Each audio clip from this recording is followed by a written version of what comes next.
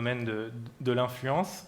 Quand on a préparé cette table ronde, vous m'avez dit mon père était un leader, moi je ne pense pas en être. Comment est-ce que vous avez grandi à travers cette figure paternelle? Ces concepts de leadership et même de management sont postérieurs à mon entrée dans le métier. Je suis passé des études au magasin et au groupement d'achat.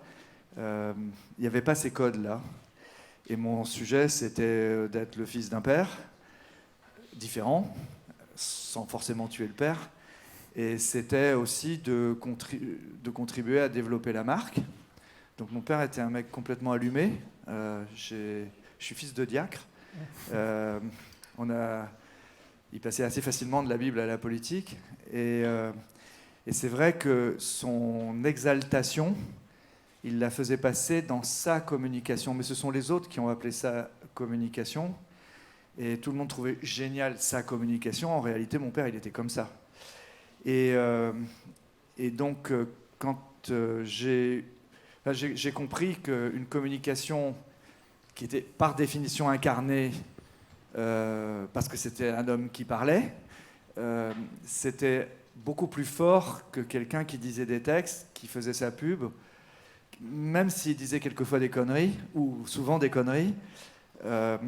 Le public, les gens, la société écoutait quelqu'un qui était dans l'action plus facilement qu'un programme publicitaire ou même un programme politique.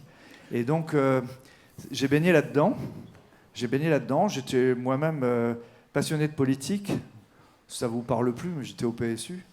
Donc, c'était en gros la révolution compatible avec la bourgeoisie, quoi. C'était la social-démocratie en plus fun.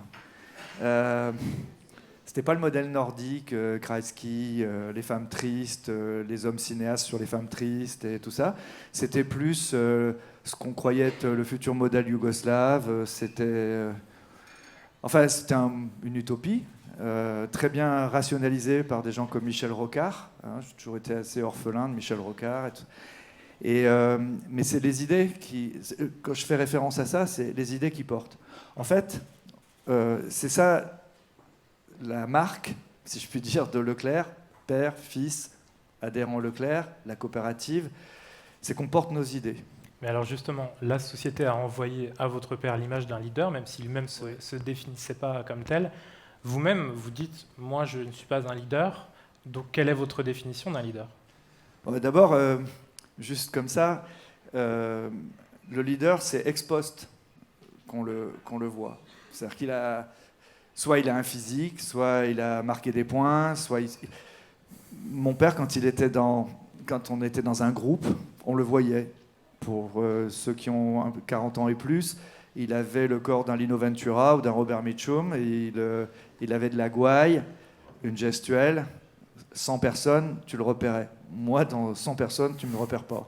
Et donc, Et d'ailleurs, quand je me suis inscrit à la fac, je croyais m'inscrire à la Sorbonne. Vous savez, de province, il fallait trouver une adresse d'hébergement pour trouver les bonnes facs. Je croyais atterrir à la Sorbonne, j'ai atterri à Assas. Je me suis retrouvé avec des musclés en Loden qui adhéraient au GUD. Enfin, c'était la bande à Madelin et tout ça. Et je me suis inscrit au cours de karaté, mais j'ai pas fait... j'ai pas appris le leadership. Enfin, tu vois ce que je veux dire, j'en étais pas, quoi. Donc vous, c'est quelque chose d'inné, en fait, le leadership? Non, donc je ne me suis jamais posé cette question. C'est ça que je voulais te dire. Et je comprends qu'on puisse aborder les choses avec cette sémantique-là, etc. Moi, je dirais peut-être que on va aller vers la réponse à ta question. J'ai tout de suite compris que l'action devait s'accommoder d'une obligation de communication. Je ne dis pas forcément de transparence, mais une obligation de communication. Parce que la communication dit l'engagement. Alors, pas la communication... Ça peut être dans la pub, ça peut être la pub institutionnelle, ça peut être à l'occasion d'opérations commerciales, mais c'est ce que j'ai appris de mon père, mais aussi d'Antoine Riboud, même de Franck Riboud chez Danone, ce que j'ai appris de Tintin, comment il s'appelait, qui a fait les voyages pour les étudiants, Jacques Maillot, tous ces types-là, mais même Marcel Dassault, ils incarnaient soit l'amour des ailes d'avion, d'assaut, ou des dessinatrices dans Jour de France.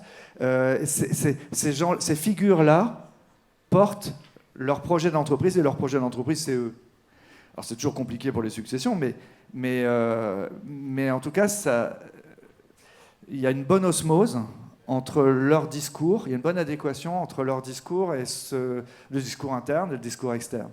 Donc moi, j'ai tout de suite compris, après l'expérience de mon père, ou en côtoyant des gens comme ça que j'ai eu la chance de rencontrer, j'ai tout de suite compris qu'il fallait expliquer, qu'il fallait communiquer, que c'était la marque d'un engagement.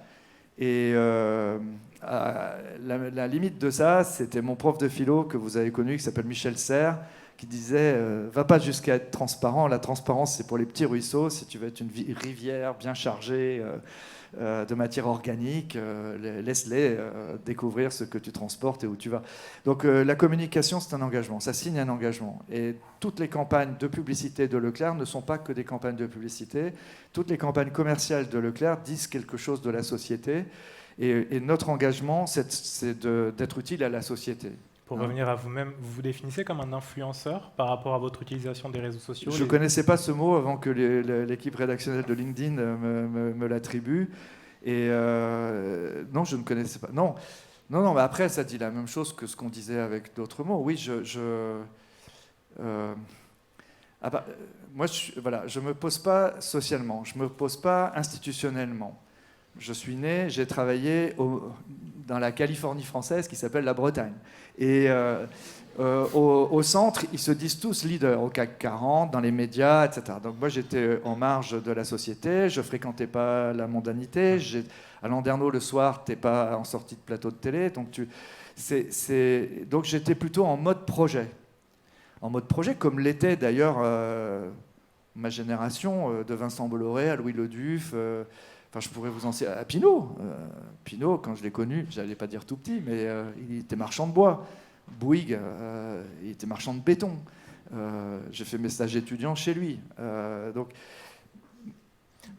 d'où j'étais, parce que c'est ça le parcours, d'où j'étais, je ne cherchais pas le leadership, je cherchais à réaliser des choses. Et à réaliser des choses utiles à la société. Voilà, ça c'est mon background. Et en voulant les réaliser, je me suis rencontré, j'ai vu qu'il y avait plein d'obstacles.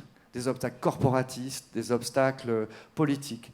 Et donc pour les sauter, pour passer par-dessus, beaucoup vont passer par-dessus, eh bien j'ai communiqué.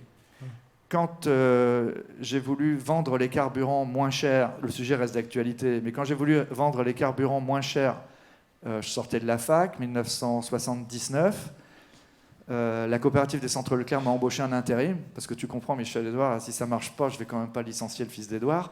Donc je suis rentré en intérim. Et donc tout de suite, j'ai créé une société pétrolière. Et les enjeux étaient terribles. Les compagnies pétrolières, même l'armée, ne voulaient pas qu'on passe dans les entrepôts et tout ça. Et donc, avec les centres Leclerc, on a vendu moins cher illégalement. À l'époque, les amendes n'étaient pas trop fortes. Et je me suis fait connaître médiatiquement. Et déjà, j'étais à TF1, déjà chez Jean-Pierre Pernaut, pour porter ce combat-là. Et au fond, j'étais tout seul chef d'entreprise. Il y avait d'autres qui voulaient faire ça. D'autres distributeurs vendaient des carburants Carrefour, les Fournier, Jaunette, Système U à l'époque, avant Papin. Ils n'allaient pas sur les plateaux de télé. Moi, j'étais le seul chef d'entreprise à aller chez Christophe de Chavannes. Alors, il pouvait m'arriver des trucs. Chez Ardisson, il m'arrivait des trucs. Et dans les émissions grand public.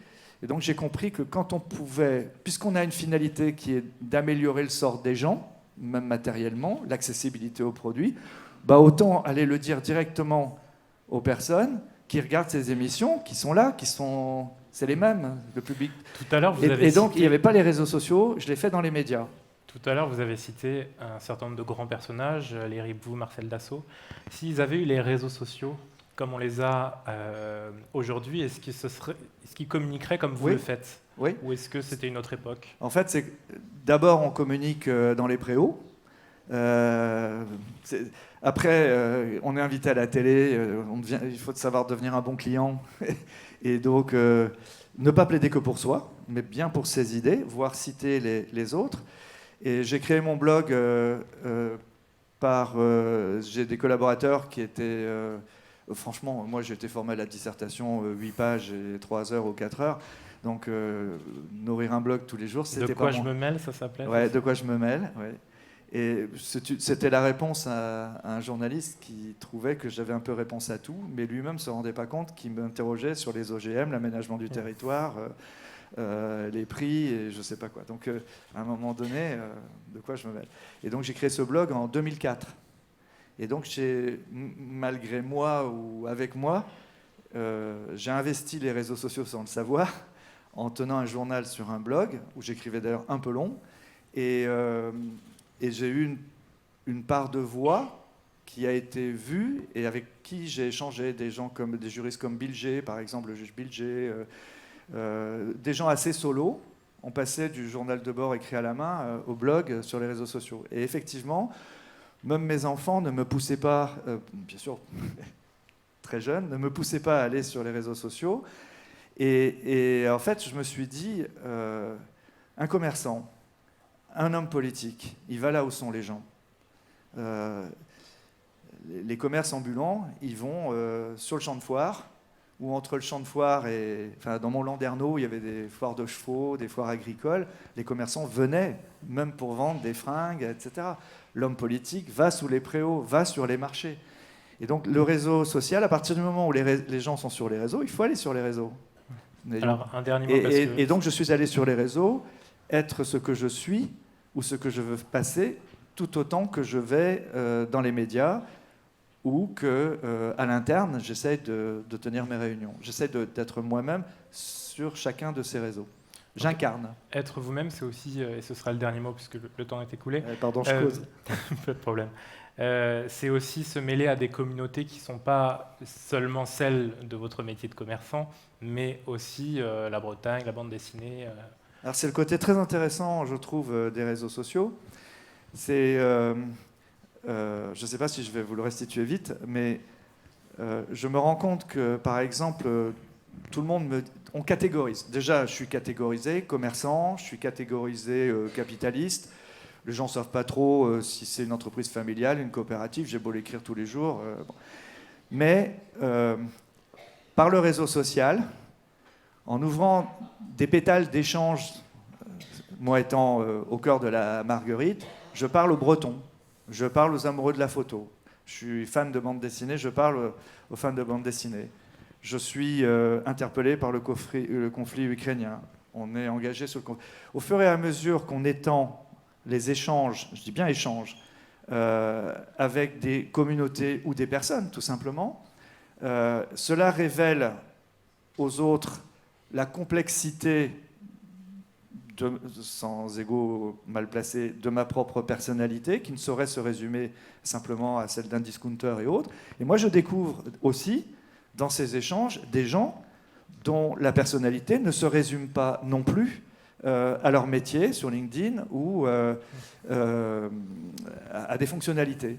Et je trouve que c'est intéressant de présenter, par exemple, sur LinkedIn, mes collaborateurs au travail, mes collaborateurs en mode plaisir, s'ils le veulent, ou moi avec eux, ou nous en mode projet, parce que c'est une manière aussi de répondre, par exemple, aujourd'hui aux interrogations sur ces espèces d'automatismes de comportements sociaux, et on donne à voir justement le côté chaleureux, mais aussi le côté risqué de nos entreprises. Tu vas un samedi soir, un vendredi soir, tu vas à la télé, comme samedi soir dernier, dire à contre-courant de tout le monde que le prix des carburants va baisser et que dans le monde des médias, tout le monde croit qu'il suffit d'appeler sur un clic et le lundi matin, les gens disent ça n'a pas baissé. Tu te dis, mais vous savez qu'il y a des week-ends et que le transporteur, il n'a pas encore amené le camion, etc. Je trouve que le réseau social, enfin Facebook, Twitter, permettent de reprendre ces questions. C'est pas la peine de se mettre trop la pression, il faut expliquer, il faut parler. Et je pense que tous les chefs d'entreprise gagneraient aujourd'hui. Plus de pédagogie et plus de nuances, ça oui, permet. Et d'implication personnelle. Merci beaucoup, Michel-Édouard Leclerc, d'être passé nous voir. Merci.